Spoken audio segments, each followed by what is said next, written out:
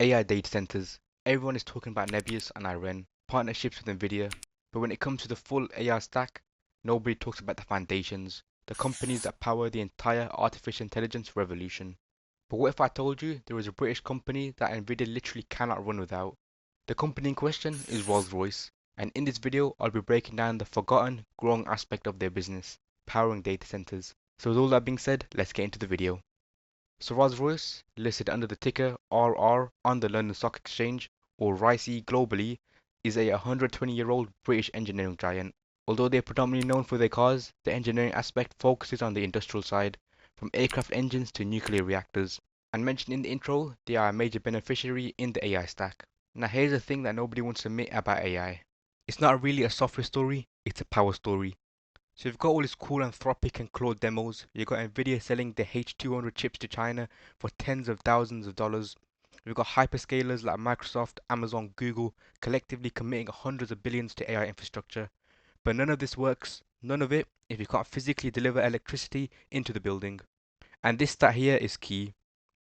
Right now, data centers around the world consume about 415 terawatt hours of electricity per year. By 2030, the estimated figure will more than double to roughly 945 terawatt hours.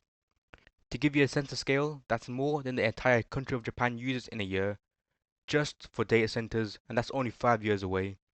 And the AI specific part of that is that the IEA reckons electricity demand from AI focused data centers will quadruple by 2030. The problem is that the grids aren't currently ready. In the UK alone, there's roughly 50 gigawatts of data center demand currently sitting in a queue, waiting for grid connection. In the US, the Department of Energy reckons data centers could consume around 12% of all Americans' electricity by 2028. That's up from 4.4% today. And Rolls-Royce themselves have flagged that as much as $1 trillion is expected to be spent on US AI data centers and the infrastructure over the next couple of years. So that gap between the power AI needs and the power the grid can deliver, this is where Rolls-Royce comes in. So we can picture the AI industry as a four-layer cake. At the top we have the models, ChatGPT, Claude, Gemini, the LLMs that we all use. Below that, the compute, NVIDIA, AMD, Broadcom, the chips, the stuff everyone has been obsessed with recently. Then below that, the buildings, the hyperscalers, Microsoft, Amazon, Google, and the newer AI clouds and hyperscalers like Nebius, which has gone absolutely vertical as an AI infrastructure bet. These are the companies building the actual physical data centers full of racks. But the layer at the bottom, the foundation that everything else sits on, is power. And in the power layer, Rolls-Royce is one of the top 3 suppliers in the world. They've got more than 10 gigawatts of installed emergency power capacity worldwide under the German MTU brand. This was mentioned in my previous video. They have been doing this with hyperscalers for over 15 years, and they're the only major player that offers diesel, gas, and nuclear under one roof. Without companies like Rolls-Royce, if data centers lose 1 second of grid power, you've just wasted a multi-million-dollar AI training run. That alone shows Rolls-Royce's importance. So how does Rolls-Royce actually make money from this? 3 ways, 3 pillars, each at a different stage in the growth curve. So pillar 1 is diesel. This is the boring, cash-flowing today business. Rolls-Royce makes industrial diesel generators called the MTU Series 2000 and 4000. They are massive units, outputs from 825 kilovolt amps all the way up to 4 megawatts. Now every single hyperscale data center on Earth needs backup power because, as I said, if the grid drops for even 1 second, you don't just lose a web page, you're losing training runs, you're losing customer trust, and you're losing money, a lot of it. To give you the scale, in just 10 years, Rolls-Royce has delivered over 600 of these generators to a single UK partner, a company called AVK. And in December 2025, they signed a brand new 5-year capacity agreement with that same partner, guaranteeing production slots up to 2030. Now they are also dropping a $24 million on a factory expansion in Mankato in Minnesota, which will more than double the US production capacity by 2026. In other words, the diesel business isn't going anywhere, it is growing. The second pillar is gas. This one is launching this year, 2026. It's called the 20V4000 L64. It's a 2.8 megawatt gas engine designed specifically for data centers, and here's the clever bit. The current generation of gas generators takes about 2 minutes to come to full power. The new one does it in 45 seconds, and it doesn't need a gearbox. This saves valuable floor space inside a data center. But why does this matter so much? Because in places like Northern Virginia, in Dublin, Singapore, all around the world, data centers are getting built faster than the grid can connect them. So instead of sitting around for 2-3 years waiting for a grid upgrade, hyperscalers are now using gas plants as the primary power source. The data center essentially becomes its own little power station, and Rolls Royce is building the engine for that. This is a totally new revenue stream that they didn't have a few years ago, and it lines up perfectly with the timing of the AI capex supercycle. And then the third pillar, nuclear, SMRs, small modular reactors. This is a long game. In June 2025, Rolls-Royce SMR was selected by the UK government as the preferred technology for the Britain's first ever small modular reactor program. They beat American competitors like NewScale, GE, Hitachi and Holtec. The deal is backed by £2.6 billion of UK government funding, and in November 2025 the site was confirmed, 3 units at Wilfer and the side of Anglesey in North Wales. And in April this year, the formal contract was signed to start design and planning. Each Rolls-Royce SMR produces 470 megawatts of power. The 3 units at Wilfer, that is 1.4 gigawatts, total enough to power 3 million homes for over 60 years. Or to link it back to this video, enough to power one enormous AI data center.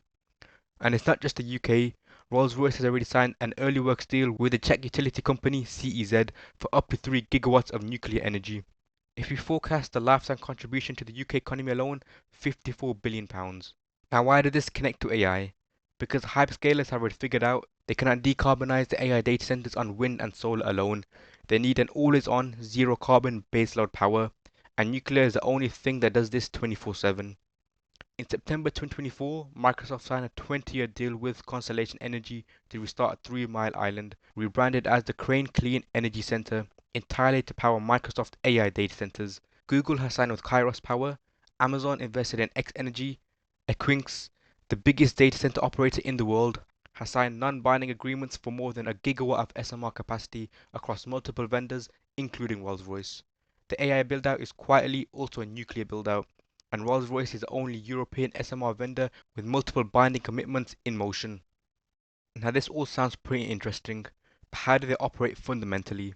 Because plenty of companies have lovely stories that don't always translate into strong revenue. In 2024, sales of Rolls-Royce Power Systems data centers products grew almost 50% year on year. In 2025, total Power Systems revenue hit €5.72 billion, up 19% year over year. Operating profit jumped from 662 to €995 million. Margin expanded from 13.1 to 17.4%, and order intake was up 21% to €7.14 billion. At the group level, Rolls-Royce delivered full year 2025 underlying revenue of £20.1 billion and operating profit of £3.46 billion. Now, CEO Tufan Ergin Bilgic pulled the group's 2028 profit targets forward by 2 years, citing that data center demand and civil aerospace flying hours accelerated faster than the company originally assumed. And to perfectly top it all off, the company announced a buyback in the range of £79 billion, running from 2026 to 2028. £2.5 billion of that is happening this year. That's the largest capital return program in Rolls-Royce modern history. So putting it all together, the bull case is pretty clear. So 3 distinct shots on goal at AI infrastructure. Diesel paying the bills today, gas launching this year to capture the grid bridging demand, SMR setting up a multi-decade growth runway for the mid-2030s. Top 3 in the world for backup data center power, 15 plus year relationships with the biggest hyperscalers, margin expanding fast, buybacks accelerating, and management upgrading their targets. But, and this is important, there are real risks too. 1. The SMR business is genuinely a decade away from commercial revenue. Right now it's optionality, not earnings. 2. The actual largest profit driver right now is still civil aerospace, which means Rolls-Royce's biggest single risk is global flying hours. Any geopolitical shocks like the Iran tensions we saw earlier this year hit their business directly. 3. There are already real competitors in the backup power space, like Caterpillar, Cummins, Kohler. They're not alone in this sector. 4.